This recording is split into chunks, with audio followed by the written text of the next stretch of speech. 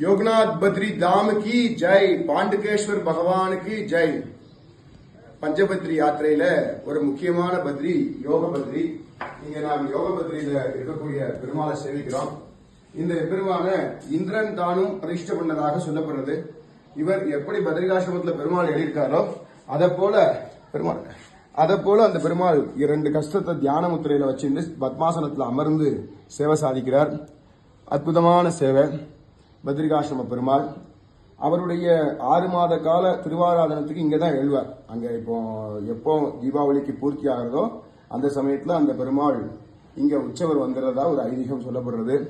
அதே போல இங்கே எம்பெருமானுடைய சன்னதிக்கு பக்கத்திலேயே வாசுதேவ பெருமாளுடைய சன்னதியும் இருக்கிறது.